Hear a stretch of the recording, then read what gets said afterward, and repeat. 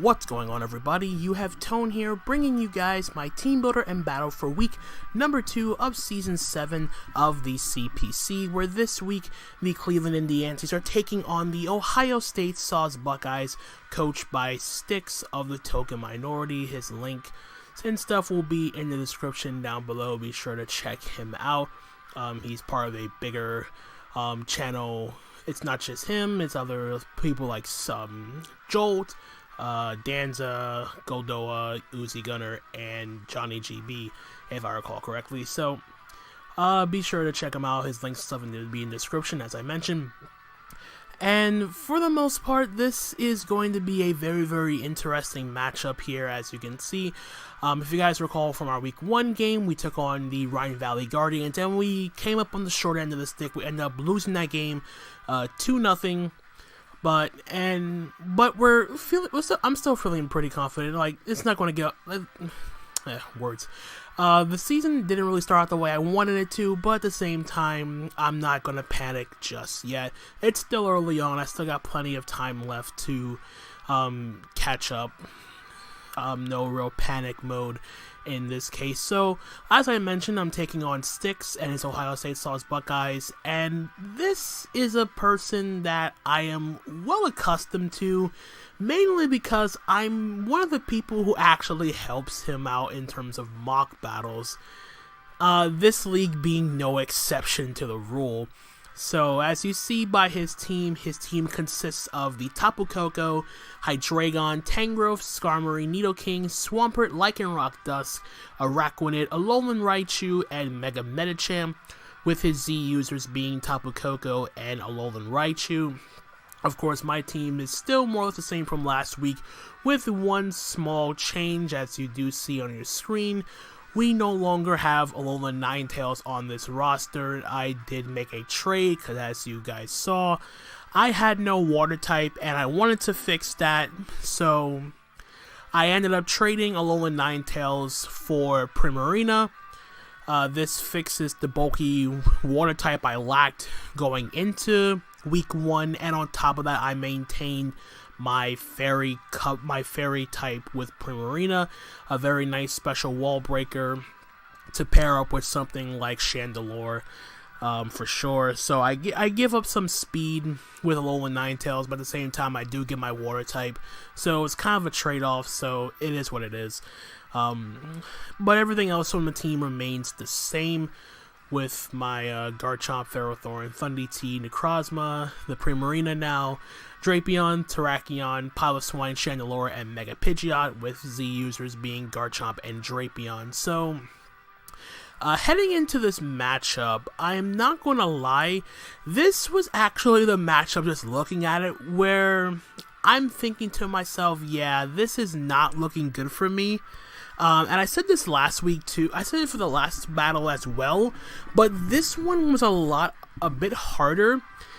Not because the matchup looked like it was against my favor. It was more the fact that everything on his team, like all 10 of his mons, could come in this matchup. That's just how annoying this game was, and because of the mindset I had to go through in terms of putting this team together, I didn't really feel comfortable at all bringing some Pokemon, even though I felt as though they had a solid matchup on paper. I just, in my better interest, I just left them on the bench. As you see, because I had like, I think 3 variations of this team heading into the matchup, and the only real Pokemon I felt comfortable bringing were the first 3 Pokemon on your screen here, my Garchomp, Necrozma, and my Terrakion. The last 3 I didn't feel comfortable with because of the threats that he had on his team, primarily Tapu Koko and the Alolan Raichu. And I knew there would be a problem because I had a build that had Thundurus Styrian over Mega Pidgeot, I had Piloswine over Ferrothorn, I had essentially something of everything, I think, except for Drapion and Chandelure. Drapion a little bit less so because it didn't really have the best matchup as a whole. And Chandelure, I really wanted to bring this matchup, but the problem was the fact that he did have the Hydreigon, and I really didn't feel like bringing Chandelure when he had a Hydreigon hard-rolling the crap out of my Chandelure, or even an Assault Vest Araquanid for that matter. So as much as I would have loved to bring Chandelure for this matchup, I just felt like I couldn't bring it in good faith, especially if he brought the Hydreigon. So that was already like 2 Pokemon down. And then Piloswine, like I said, I had on this team, but the problem was the fact that he had a Skarmory, and Piloswine is Skarmory fodder in terms of letting Skarmory get up rocks, letting it get up spikes, and all that stuff. I didn't want that to happen either, so I unfortunately left my Piloswine on the bench, which might come back to bite me because of the fact that my electric immunity is now Garchomp, and if he does bring dual electric types, I'm more or less screwed because of the fact that I don't have that definite electric response on my team. So with that all out of the way, I'm not saying that this match is not winnable, it's just going to be a lot harder in terms of what he brings, what combination of 6 he might bring, as opposed to what I have to try to counteract his team as best as I could. I'm not saying that I didn't give him my best effort, I'm just saying that the combination of 6 mons he can bring for this matchup is just ridiculous. Like I said before, everything on Styx's team was 100% bringable in this matchup. Like, everything on his team was like scaring the crap out of me. Whether it be electric spam, Mega Medicham plus webs, whether it be a Volturn core was into stuff like Nidoking. So yeah, like it was just so annoying in this matchup, like, not gonna lie. But anyway, I did try my best. So this is the team that I put together for week number 2, starting off with my Garchomp here with Rocky MZ, Stealth Rock, Swords Dance, Stone Edge, and Earthquake with 16 HP, max attack, 240 in speed with a Jolly Nature. I have to respect the fact that Mega Medicham isn't a humongous threat to my team. Despite the fact that I have Necrozma here, you'll see based on my Necrozma set that I not really wanted to get my Necrozma weakened any more than I have to. So this is just a very straightforward Garchomp set, nothing much more to say about that. Just try to get up rocks, Sword Stance on stuff like Skarmory if he doesn't have Whirlwind, and then proceed to get off a big hit with a +2Z Stone Edge, which allows me to hit the Skarmory as best as I can without risking Stone Edge missing, and it also lets me hit the Tangrowth and the Hydreigon, and Earthquake, and the Araquanid, and Earthquake hits everything else.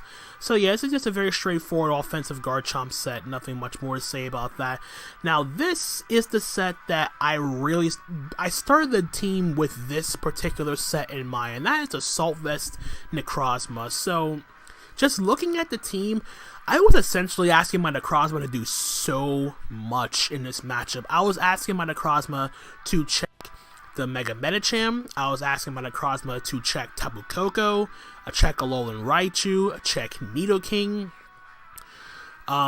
Yeah, like, I was pretty much just asking the Necrozma to check half his roster with no recovery. That is never a good sign in terms of a matchup like this, where he has so much potential offense on his team to wear down my Necrozma. And the fact that I don't have recovery means that it's going to be a lot harder to keep this Necrozma's roll in check. So, as I mentioned, this thing was designed to take on Tapu Koko, the electric special Nidoking. If he decides to bring mixed Nidoking with Megahorn, then good on him.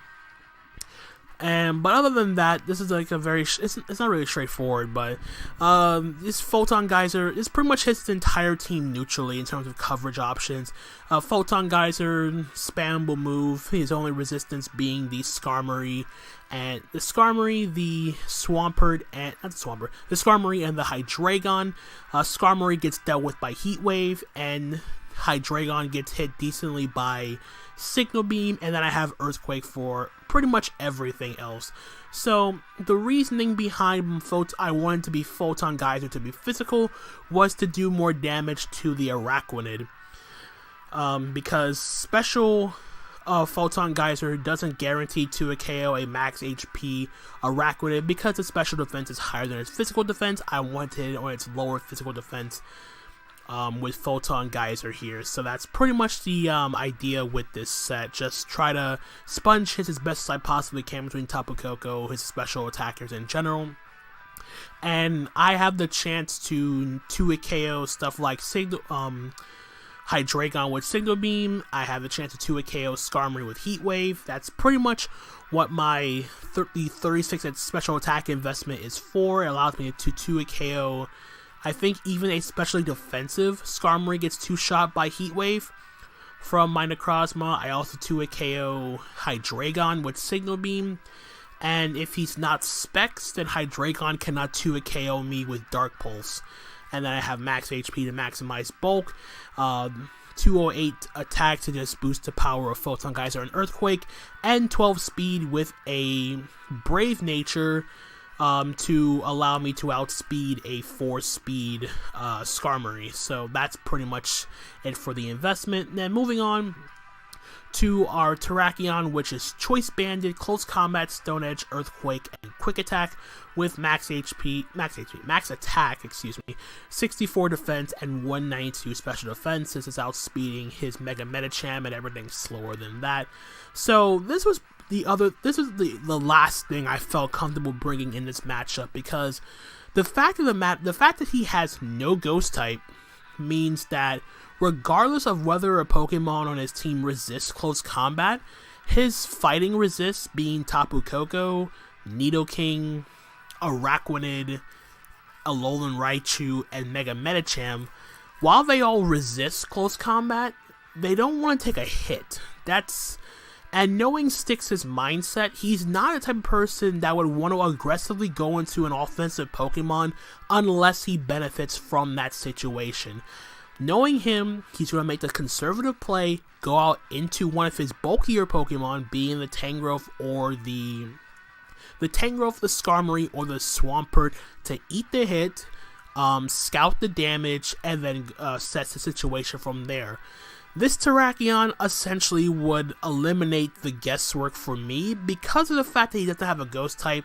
Close combat is spammable regardless of whether or not he has a resist, because this essentially can 2-hit KO pretty much his entire team if I'm able to get some chip damage off on his team regardless. Stone Edge is just there for stab, hits the Araquanid and the Skarmory. Not Skarmory. It's mainly there for the Araquanid, and also lets me hit Skarmory if I don't want to risk close combat defense drops. Earthquake is there for stuff like the Tapu Koko and the Lycanroc and the Nidoking. And the last move being Quick Attack, because I want to at least try to pick off some weakened opponents. Stuff like Tapu Koko, Alolan Raichu, and Electric Terrain, that becomes a problem. I want to pick them off if they're in range to do so. Nothing much else to say about that. I already explained the EVs on my Terrakion. So next up we have Mega Pidgeot here, bringing it for the first time with Hurricane, U-Turn, Roost, and Defog. With 48 HP, 4 defense, 252 special attack, 204 speed with a modest nature. So this lets me outspeed Mega Medicham and everything slower than that. So yeah, this Mega Pidgeot's not outspeeding Lycanroc Dusk. And the main reason for that being is the fact that when it comes to a situation where Lycanroc Dusk is in against Mega Pidgeot, it's never going to click Stone Edge. It's always going to click Accelerock against a Mega Pidgeot. There's no reason to try to outspeed a Pokemon that will kill you off with priority in this situation. So I decided to outspeed the next fastest model on his roster, which was his Mega Medicham, because Mega Medicham is still a huge threat. I want to have an offensive check to that if possible. Hurricane, for the most part, is spammable. Even though he does have 4 resists, 2 Hurricane. U-Turn is nice for momentum, Roost for longevity, and Defog because of the fact that I do not want to be overrun by Sticky Web from Araquanid and play catch up against somebody like Mega Medicham, because like I said, Mega Medicham is a huge problem for my team, especially considering my Necrozma set. So that is pretty much my Mega Pidgeot set. Then moving on, we have Primarina with Choice Specs, Sparkling Aria, Moonblast, Hydro Pump, and Magic Coat. Now, I know you've seen that last move, Magic Coat, and you're probably thinking, why the hell am I running Magic Coat on a Specs Pokemon? Well, sorry about that. So, the idea with Magic Coat, it's kind of hard to explain. I wanted to keep a hard-hitting wall breaker with my Primarina, but at the same time, I didn't want him to lead off with something like a Araquanid. If he brought a Araquanid, he led off with a Araquanid to try to get up webs. I wanted to at least Magic Coat back the webs if he decided to go that option. If he decides to go for Toxic with a Araquanid, I can Magic Coat back the Toxic and put a Araquanid on a timer, and I can essentially just keep spamming Magical until he gets up webs, although it's only a one-time surprise factor. So if he gets up webs, I would bounce them back to his side and force him into a situation where he would either go for defog on his own with something like Skarmory, or he would have to play he would essentially have to play with Sticky Webs up on his side of the field as well as my own. And the nice thing about that is the fact that I have Mega Pidgeot, which is immune to Sticky Webs, so I would outspeed stuff like Coco. I would slow down the Alolan Raichu at the very least under electric terrain. I won't outspeed it, obviously, because that thing is fast as hell.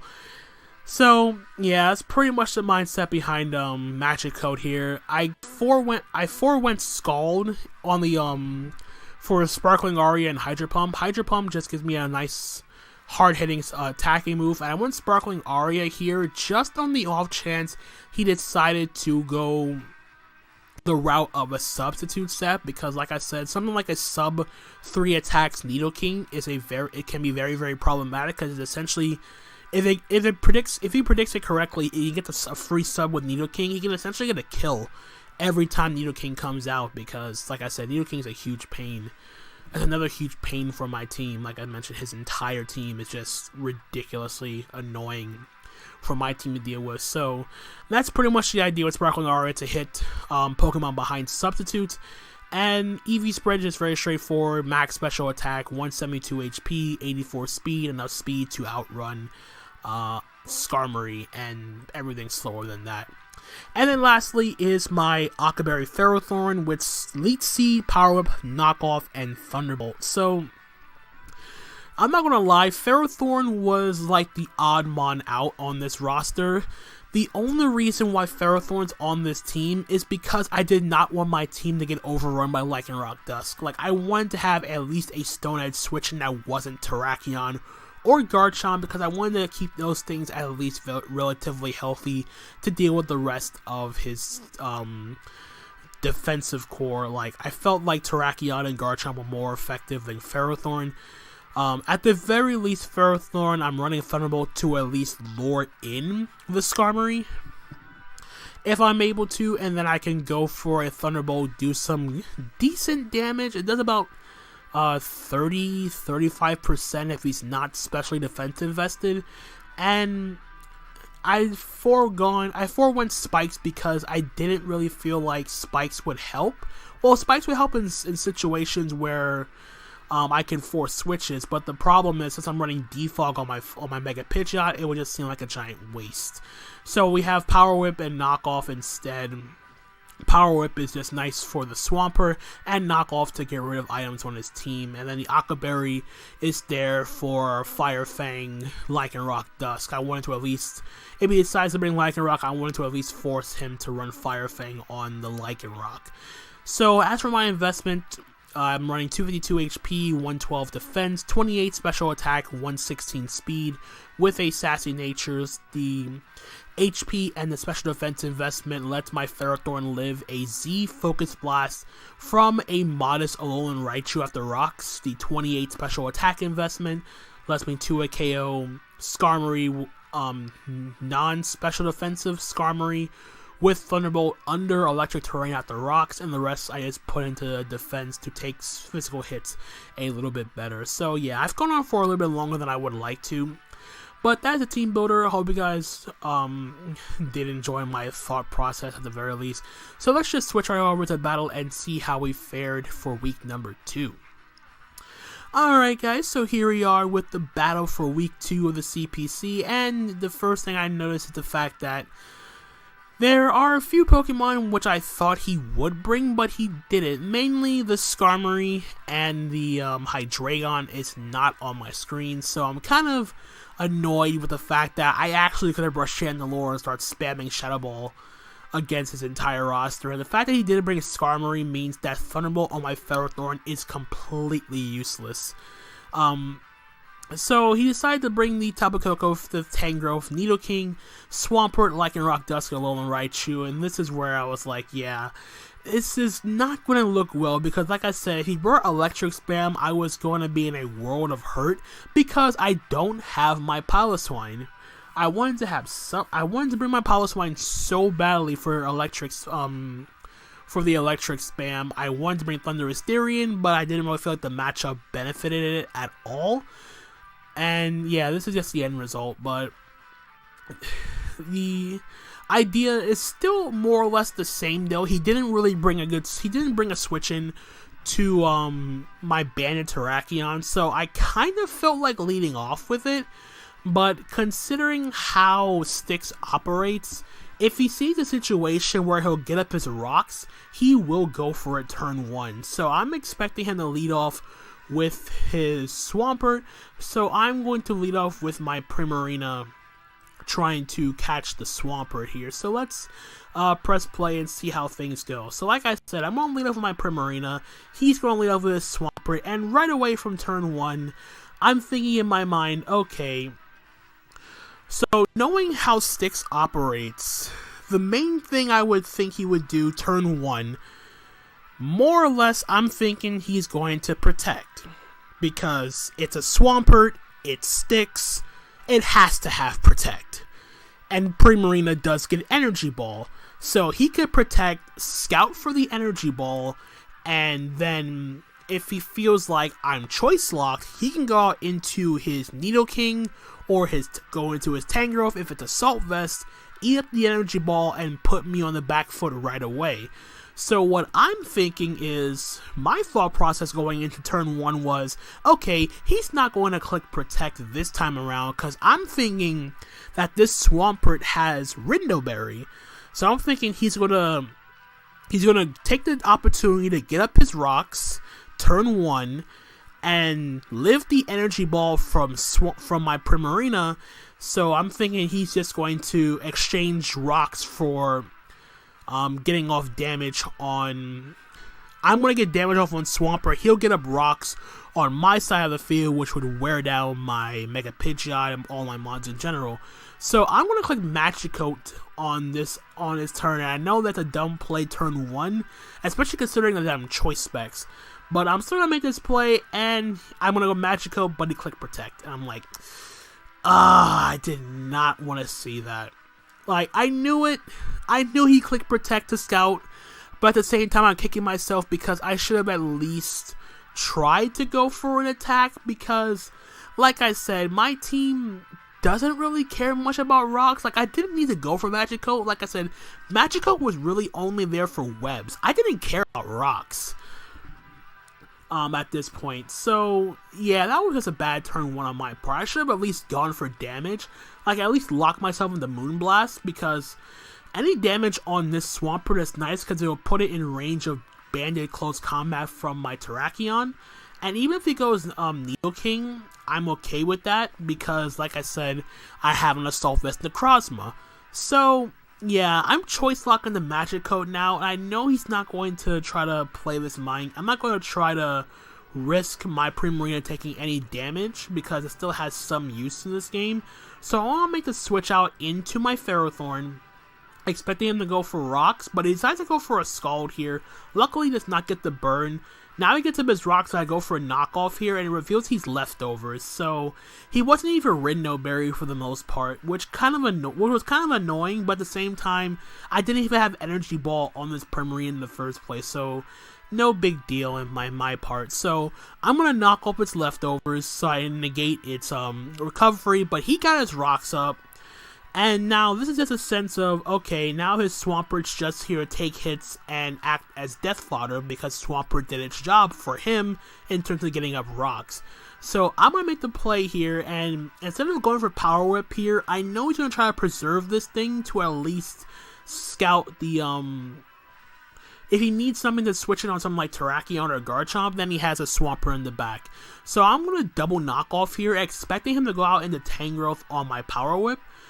Which he does end up doing as I knock off his leftovers. I get a crit, which I don't know mattered in the long run. I mean, it gets regenerated, so it didn't bother me one bit. So I knock off its leftovers. It's not Assault Vest, so that means, now that I know that it's not AV, so it essentially means two things. That this is designed, this Tangrowth is designed to be his switch into my Terrakion.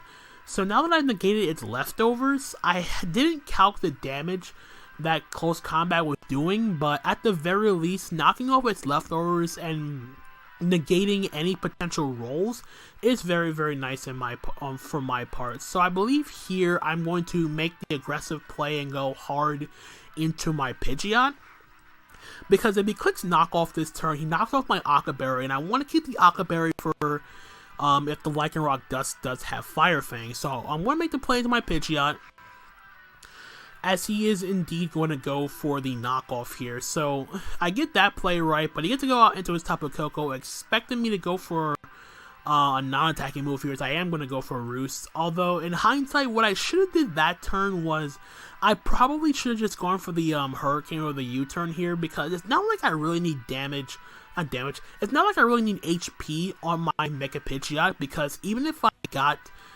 though I'm back at full HP, I still could have benefited from either going for a Hurricane or a U-turn, because as long as he had that Lycanroc around, Mecha Pidgeot wasn't really a threat to him.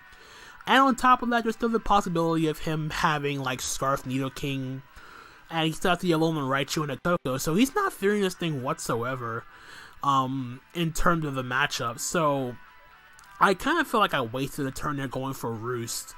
At the very least, I could have at least pressured out the, gone for an attack, get some damage off in some variation, whether it be Hurricane or U-turn, but, what's done is done. So now I'm kind of on the back foot here, because, like, I don't want to go hard Garchomp, obviously, because, Dazzling Gleam is essentially free, but at the same time, though, he could also have U-turn, if I brought my Piloswine. So I'm going to make the play. I'm going to switch out and go out into my Ferrothorn, as he is going to go for the Thunderbolt here. Not do much damage here, and now he's going to reveal Hidden Power Fire, which is annoying as I knock off, and I don't see an item, so this is a Z user, so I'm going to sack off my Ferrothorn here to the Hidden Power Fire, which is bad, because now I don't really have a good, now I lost my Lycanroc Dust Switching. So good play, good prep on Styx's part, bringing Hidden Power Fire, Tapu Koko to deal with my Ferrothorn. But then again, he didn't need HP Ice because I get Dazzling Gleam anyway. So it was a no drawback play at that point. So at the very least, I know this is a Z move user, so it's not Scarf, but that information is essentially moot because I don't have a Scarfer on this team. I should have went hard into my Necrozma, but at the same time, I wanted my Necrozma to come in. I didn't want my Necrozma to come in on an attack, so I was essentially sacking off my Ferrothorn to now allow my Necrozma to come in to take whatever hit, because I'm thinking, okay, now that my Necrozma is at a high amount of HP, with 88%, I'm thinking, okay, I can just fire off a Photon Geyser or an Earthquake, get some damage off on this thing, but I felt like at this point, like I could easily Earthquake this turn, right? But the issue is, he still had the Tangrowth. I didn't want the Tangrowth to come in on an Earthquake, because I didn't think the combination of Earthquake into Heat Wave would kill the Tangrowth. And the fact that he didn't bring Hydreigon means his Psychic Resist is Alolan Raichu, and he would never go hard Alolan Raichu on for any circumstances whatsoever. So I felt it was in my best interest to click Photon Geyser. It was a no drawback play. Regardless of whatever came out, it was taking damage in some way, shape, or form. So I'm going to click Photon Geyser here, and he's going to go for the Thunderbolt. I'm going to go for Photon Geyser, and as you see, that's going to do about 60% to this Coco. But the electric terrain does end. And here I'm pretty much I'm thinking, okay, he knocked off, I went for a knockoff, this was a Z user. So I'm thinking, will he go for Twinkle Tackle? I mean, not Twinkle Tackle, well, it could be Fairy Z, it could also be Electrium Z, but I don't think he would really be Electrium Z when I have a Garchomp and a Piloswine, so my mind's thinking Fairyam, and I'm thinking I can live it, but at the same time, though, he would never risk Tapu Koko because of the fact that the Raichu needs electric terrain, so I believe I'm just going to fire off another Photon Geyser here, as he is just going to go for the U-turn. And U-turn out into his Tangrowth here, so I guess fire off another Photon Geyser, which does like 30%. So, again, I didn't do any calcs heading into this, so I'm thinking, okay, this isn't a Assault Vest Tangrowth, so, and he revealed and I knocked off Leftovers, so I'm thinking, okay, if this is his Terrakion response, then that must mean he doesn't have that much defense investment, if not any. So if I'm able to knock out this Tangrowth, excuse me, that makes things a little bit easier for Terrakion, but the problem is Terrakion can only come in, it can't come in on anything. I have to essentially sack off something to allow my Terrakion to come into the game and click Close Combat. So like I said, I'm just going to click Heat Wave here. I don't think he would expect it, more or less, but again, this is a no drawback play because he saw me go for Photon Geyser twice, so he assumed that was physical, maybe like a Sword Stance set, who knows, but I'm going to click Heat Wave this turn, and we're going to knock out the Tangrowth, and that is fantastic. So with the Tangrowth gone, that means he does his switch into Close Combat, essentially the Swampert, which gets to a KO'd. And things are looking, it's decent, but it's still an uphill climb from here, as now he has to go back out into his Tapu Koko, and he's going to click Thunderbolt and knock out my Necrozma here. I was so hoping that my Necrozma would live this Thunderbolt, but alas, it did not happen. So my Necrozma goes down, I'm going to send out my Terrakion here, and here is where I was talking, was what I was talking about earlier. So like I said, he now has no switch-ins to Close Combat, as everything on his team gets to a KO'd. The problem here is I'm really trying to play it conservatively, so I'm thinking, okay, if the electric terrain is up, then Koko did its job. I'm gonna go for Quick Attack, knock out his Koko, and then from there he can go into his Raichu and then just destroy me.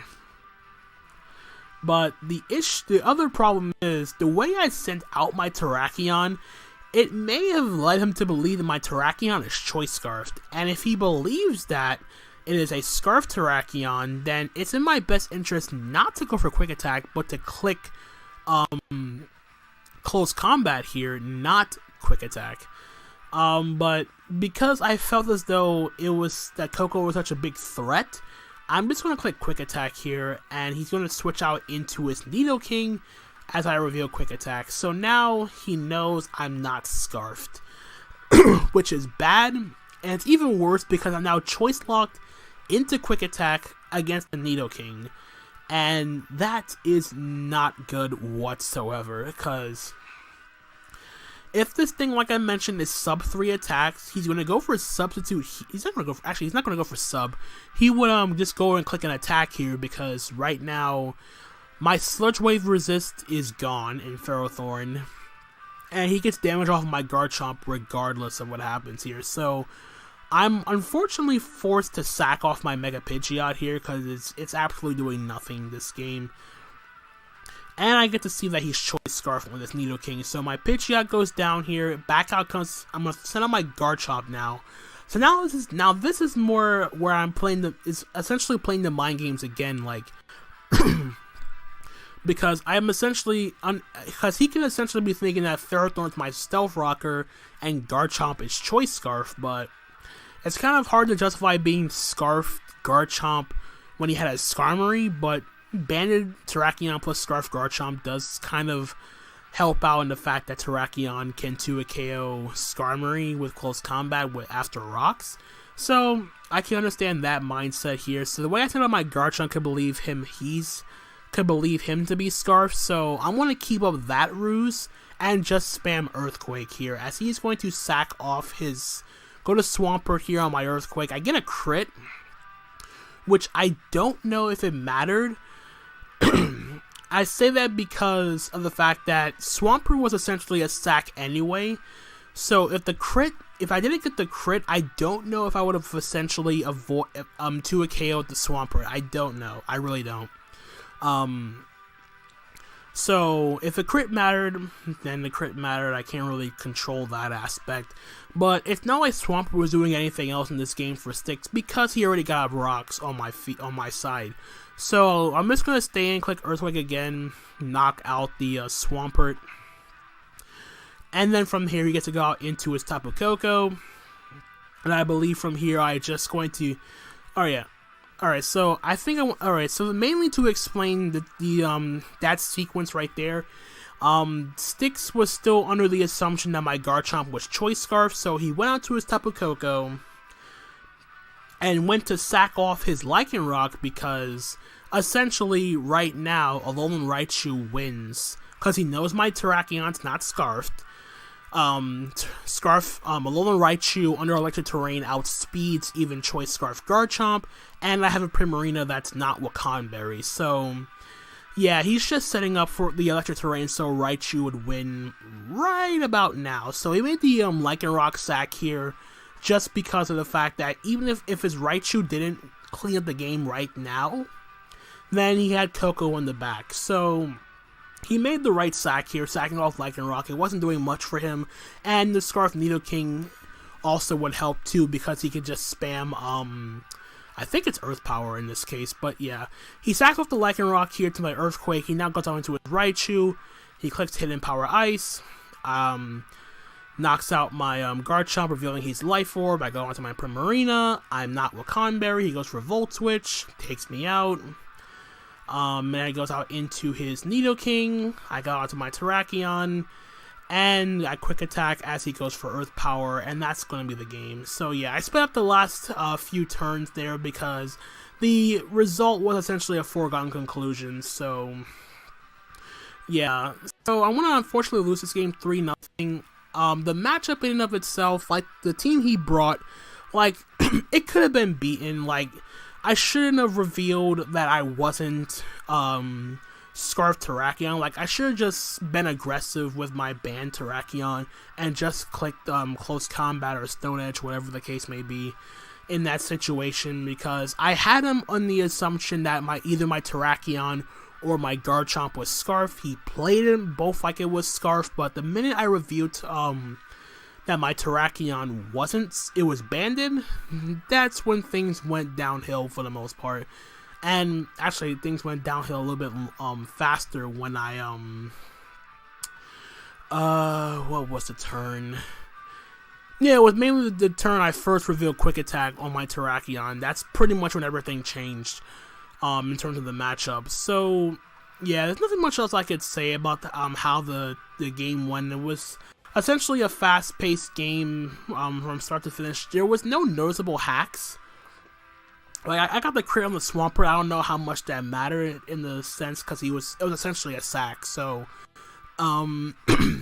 so yeah, nothing much else to say about that. It's always fun playing against a good friend like Styx. I wish I could have won this game, but alas, we can't win them all. So we dropped to 0-2, which is not the best start, like I said, but at the same time, I'm just trying to have a little bit of fun. Nothing too fancy here. So yeah, I'm gonna end this a little bit quicker because it's just going on about 40 minutes now. So man, words again. So anyway, again, good game to Styx. Always a pleasure playing that guy. Link to stuff will be in the description. Like, comment, subscribe if you enjoyed. And until the next time, guys, this is Tone, signing out for now. Peace out.